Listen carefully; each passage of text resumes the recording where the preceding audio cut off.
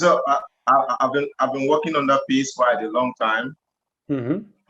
Yeah, it was. I'm finding it difficult for a lot of smooth coordination.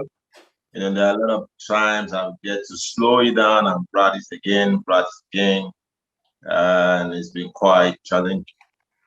Yeah, you don't have you don't have what we call free movement.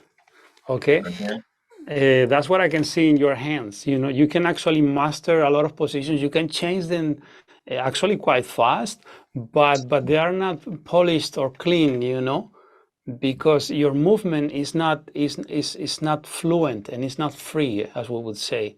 You know, so you carry on also like all these things we call them compensations. The moment we do something that is not the way we should do it, we call it a compensation, because there is Mm. something that you should be doing or you should not be doing, and you're putting it there and it breaks the whole flow. Okay, so you Yeah. don't get like a free flow movement. All right, Yeah. so you need to start working on that, because also your right hand, if you notice, you tend to close like this. Okay, Okay. and that's why many times you need to work on your release. That's okay, and the release is what we call it when we do a movement on the hand. For instance, if I do it on the right hand, my movement will be neutral position, attack, or Okay. just go engage, and go for the strings, pluck, Okay. and release. And on the release, we go back to neutral position, to the beginning position, where the hand is Okay. super relaxed. The muscles only engage for less than a second to do the plucking and then go back to relax. Okay. Okay. But in your Okay. case, your release is very slow, and sometimes it's not even slow, it's just not happening. You stay down and you don't Okay. you don't release until you think you're gonna need the finger, and by the time you do it, it's too late. you know Yeah. so you're like, as fast as you're playing, you're still holding your release. you know Okay. and so you have learned how to play it holding the release as much as possible, and you should do the other way around. Okay, so every Okay. time when you're playing things, like if you're doing different chord progressions or a scale, focus on the release. If you do this, focus on releasing the fingers quick.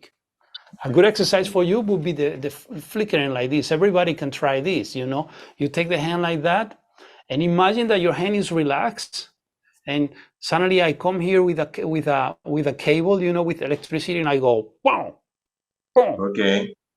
Remember the Frankenstein movie when they take the arm and they go boom, and he goes boom. So you practice that reflect. You're super relaxed, and you go boom, boom. So you Okay. go very relaxed, only one time, boom, and go back to relax and pause there and make sure you relax. You shouldn't go Okay. two times until you master one time. The free movement, it is mastered when you're only working on one repetition. Okay, Oh. so you need to get this one time perfect. Then to do it two, three times, it will be much easier. And to do it Okay. continuously and at high speed, that's a natural thing. It just comes by itself.